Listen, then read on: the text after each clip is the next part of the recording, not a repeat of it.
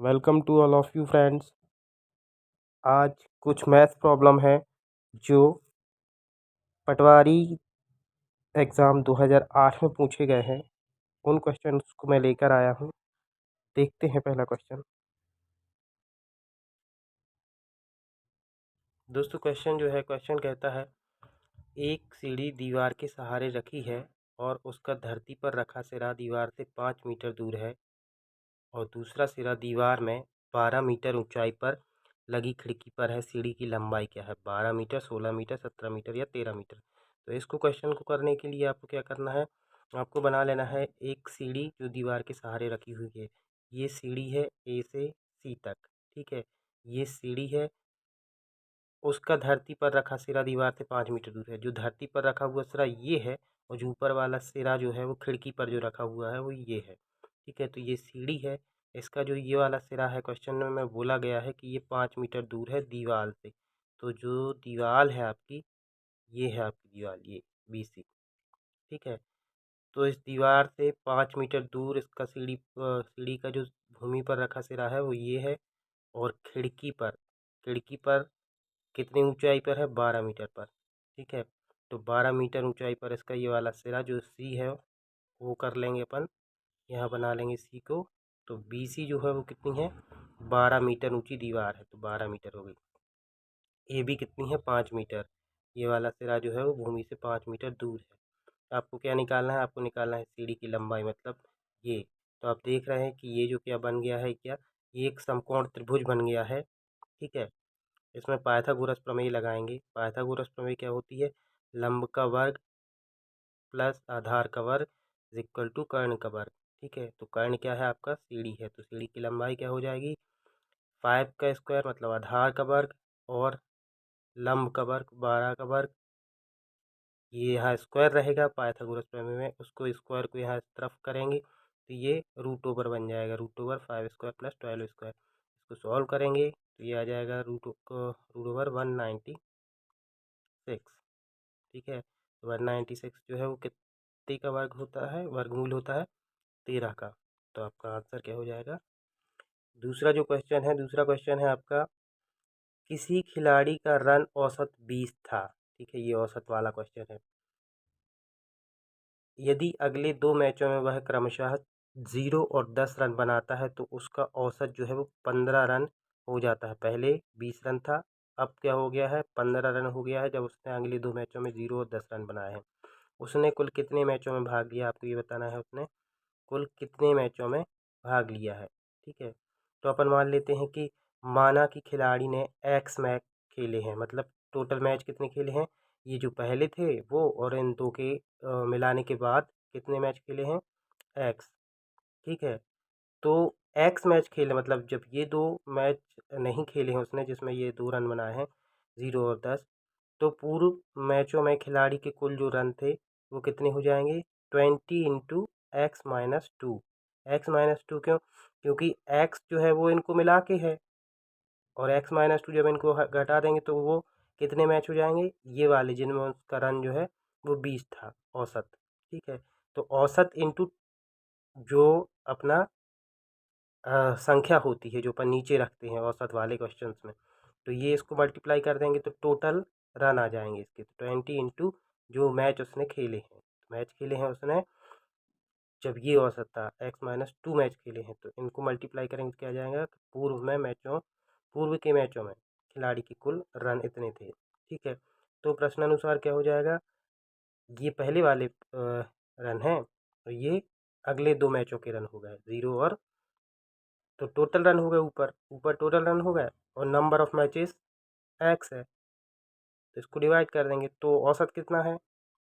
15, है ना। इतने मैचों का जो सॉरी इतने मैचों में जो इतने रन बने हैं इनका औसत जो है वो 15 है, ये दिया हुआ है। बस इसको सॉल्व कर लेंगे। 20x 40, 0 हट जाएगा 10 इज इक्वल टू एक्स, यहाँ आ जाएगा 15x। यहाँ ये 15 20, तो x minus 15 x equal to 40, और ये इस तरफ आ जाएंगे तो दोनों क्या हो जाएंगे? 10, या यहीं कर सकते हैं पर 30 बचेगा तो इधर आएगा तो पॉजिटिव 30 हो जाएगा। तो एक्स इक्वल टू 30/5, आंसर आपका आ जाएगा 6, ठीक है। नेक्स्ट क्वेश्चन देख लेते हैं। नेक्स्ट क्वेश्चन कहता है 50 मीटर लंबाई वाले वर्गाकार खेत के बाहर चारों ओर किनारे से सटे हुए 5 मीटर चौड़े रास्ते का क्षेत्रफल बताइए। ठीक है, एक वर्गाकार खेत है जिसकी लंबाई कितनी है 50 मीटर।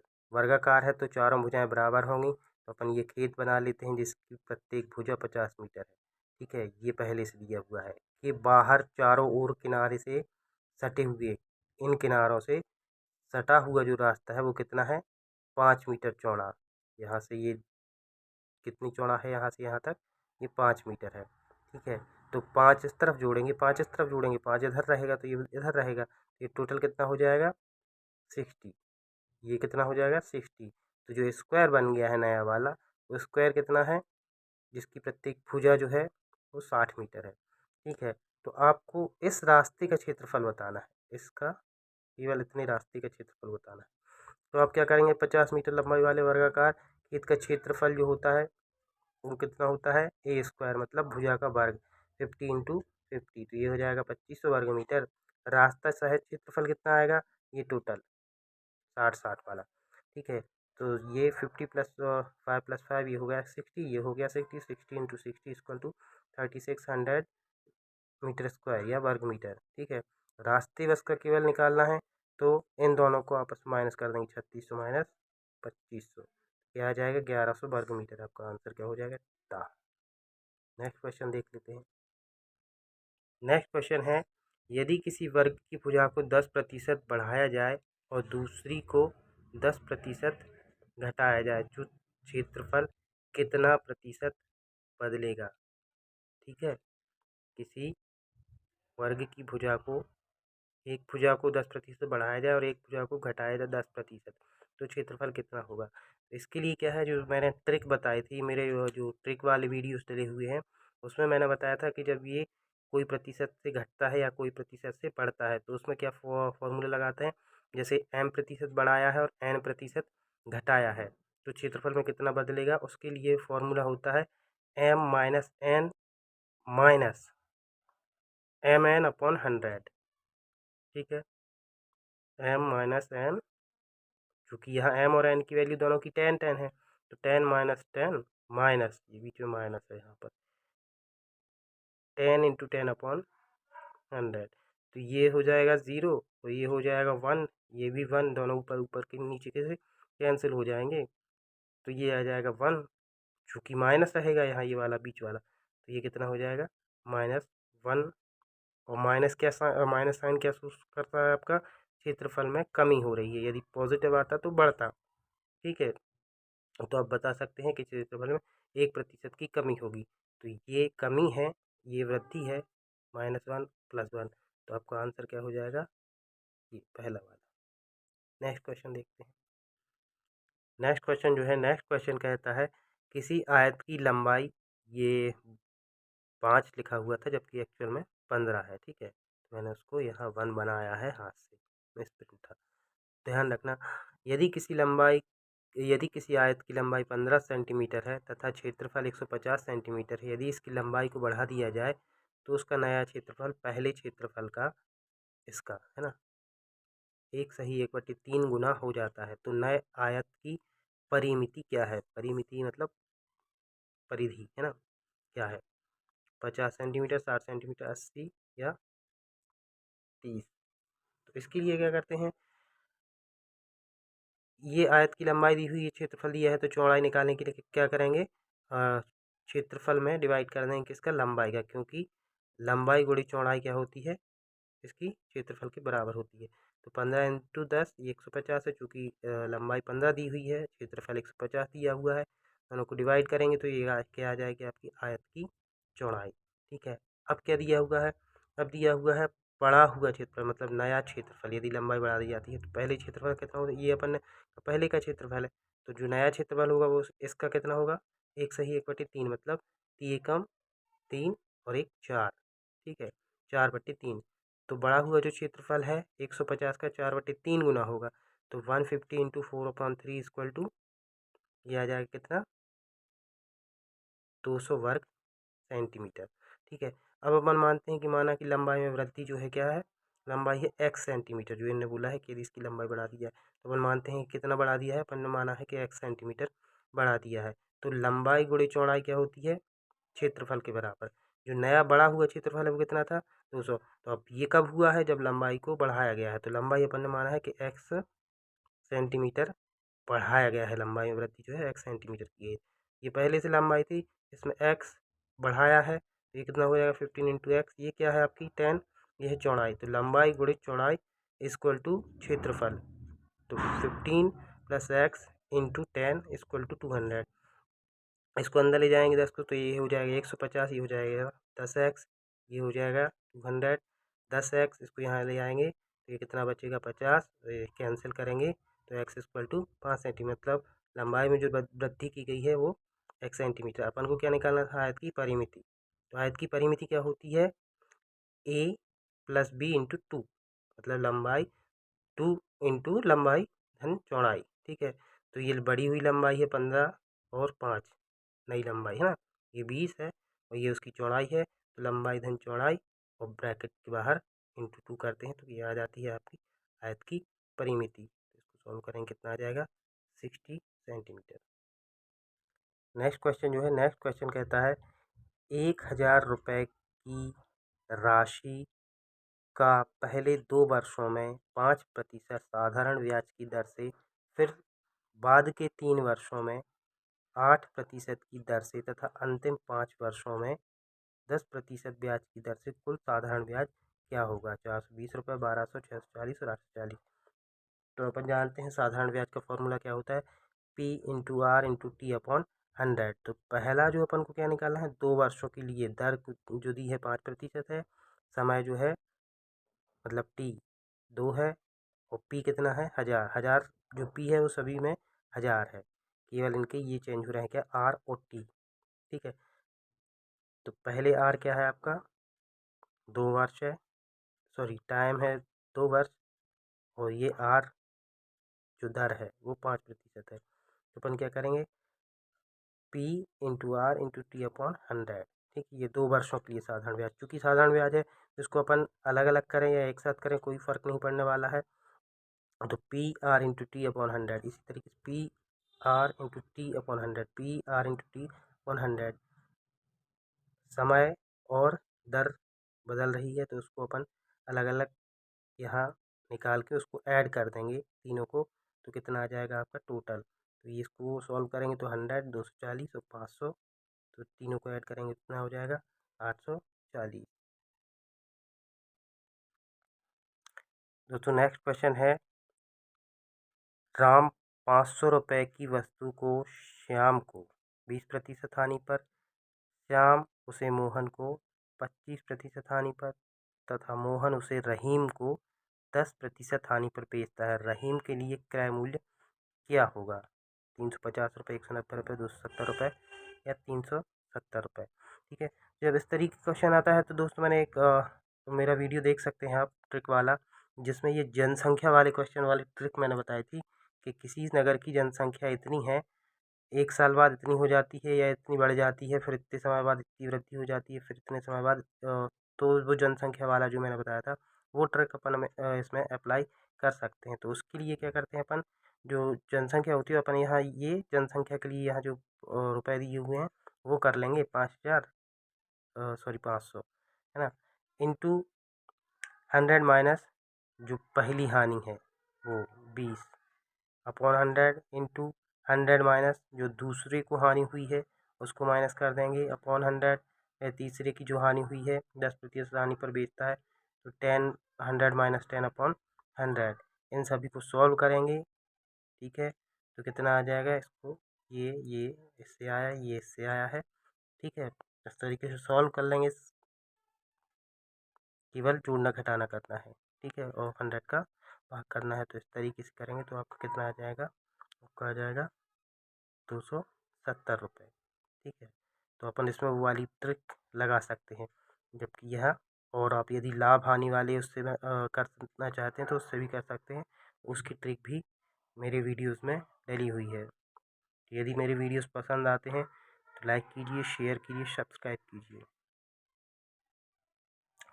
नेक्स्ट क्वेश्चन है, अमर किसी काम को 5 दिन में, अकबर उसी काम को 10 दिन में तथा एंथोनी उसी काम को 20 दिन में कर सकता है। तीनों मिलकर उस काम को समाप्त करते हैं और उन्हें 1400 रुपये मिलते हैं। अमर का हिस्सा क्या होगा?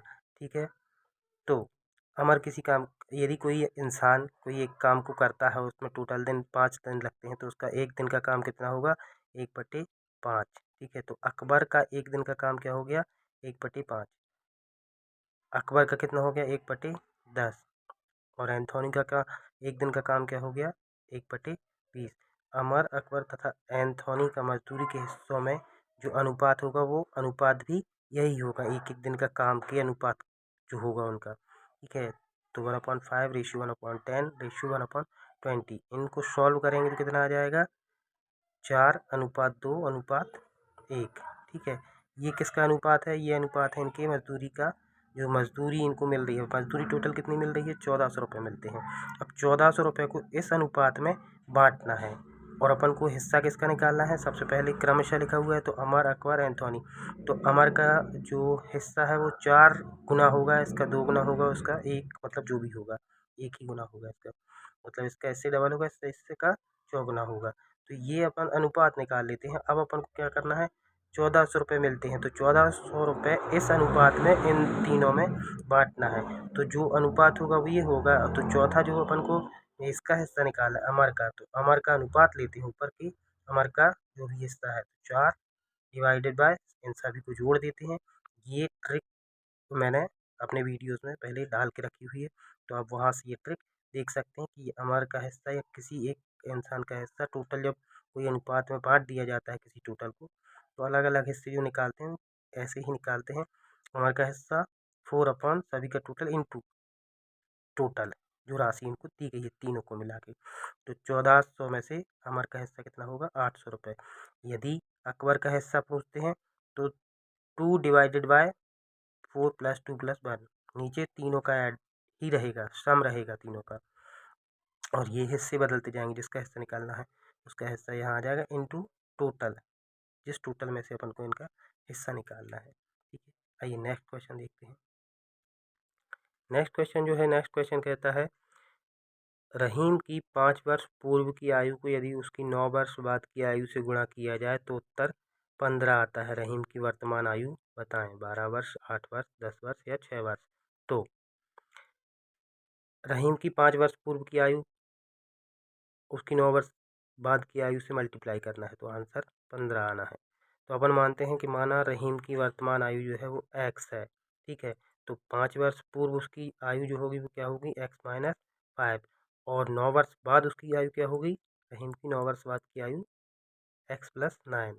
9 वर्ष बाद 5 वर्ष पहले, ये वर्तमान है। अपन को निकालना क्या है? वर्तमान। अपन को निकालना है x, इसका और इसका मल्टीप्लाई करेंगे तो कितना आएगा? 15। ये अपन को कौन कह रहा है? ये अपन को क्वेश्चन कह रहा है।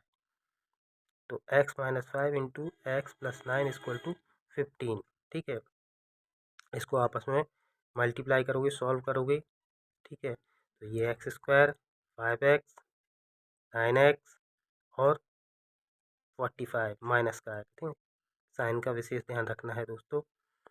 = 15, ये 15 के बराबर है।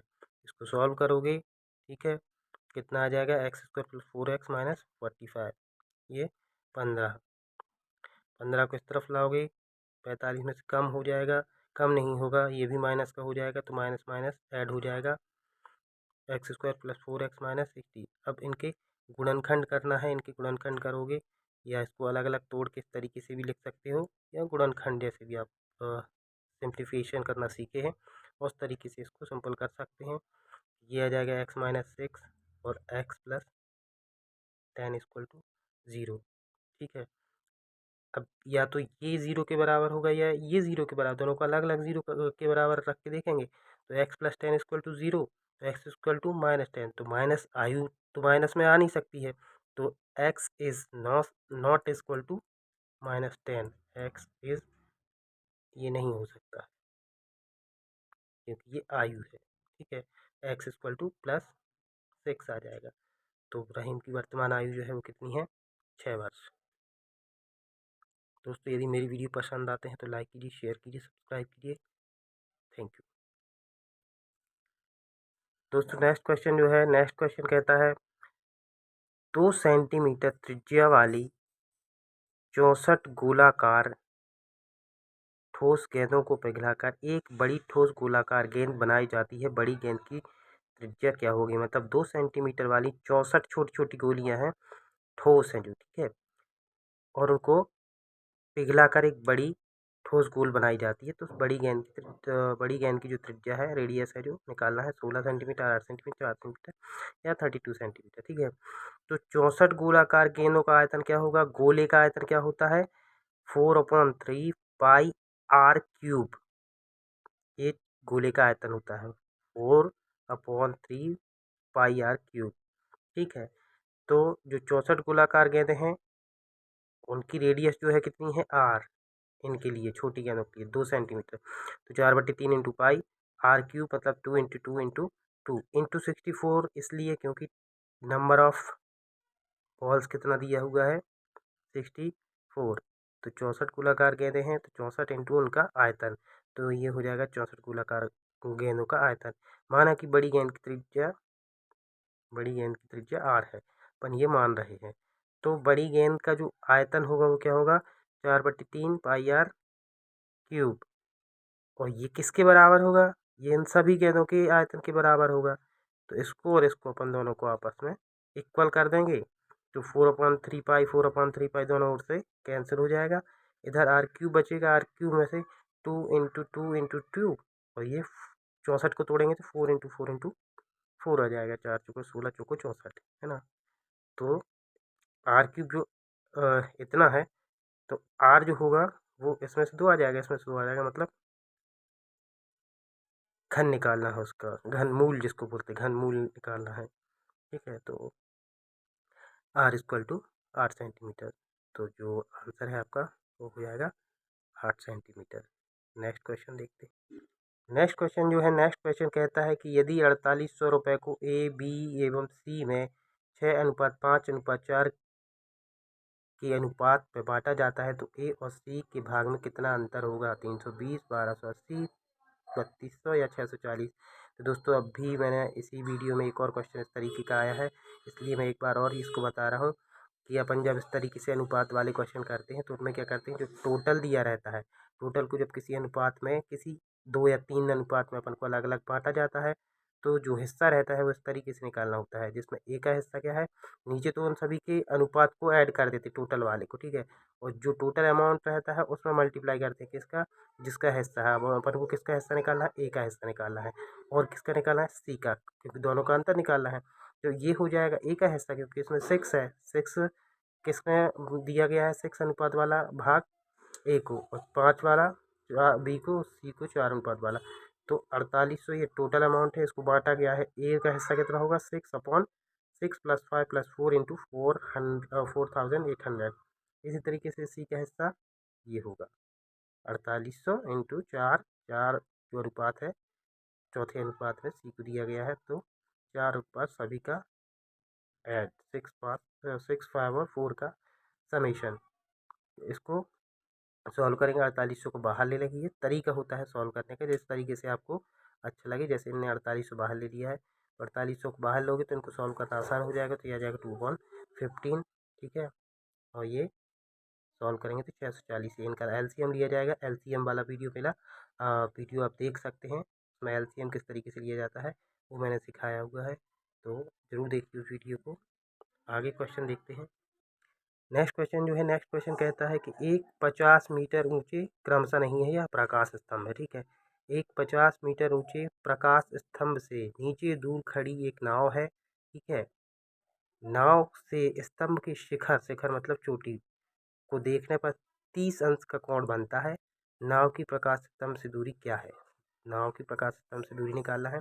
sin30 की वैल्यू अपन को पता है 1/2 होती है, cos30 की वैल्यू √3/2, और tan30 की वैल्यू 1/√3 है। ये क्वेश्चन में दे दिया है, बहुत अच्छी बात नहीं, तो ये तो अपन को याद होना चाहिए, ठीक है। तो अपन को क्या करना है? 50 मीटर ऊंचा प्रकाश स्तंभ बना लेना है।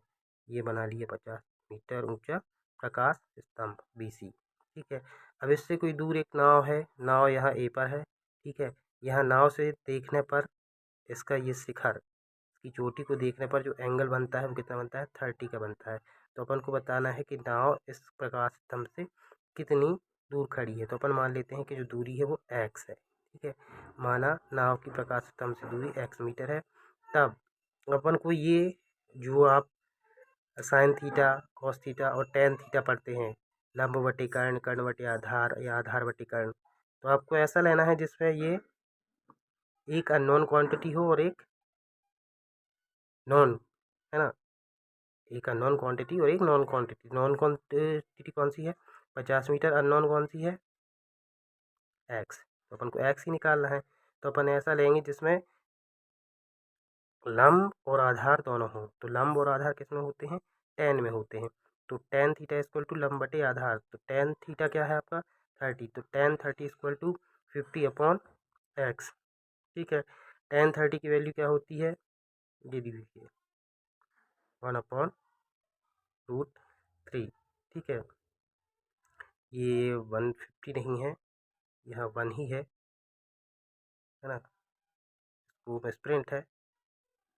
तो 1/√3 इक्वल टू 50 अपॉन एक्स। तो एक्स क्या हो जाएगा? इसको यहाँ लाएंगे, √3 को यहाँ ले आएंगे, तो इसको आप 1 ही मानिए केवल, इसको 1 है, 1/√3, ये नहीं, 1/√3 इक्वल टू 50 अपॉन एक्स। तो एक्स यहाँ आएगा, √3 यहाँ चला जाएगा, तो एक्स इक्वल टू 50√3। ये जो सी है आपका ऑप्शन, ये करेक्ट आंसर होगा दोस्तों। और please share and subscribe. Thank you very much.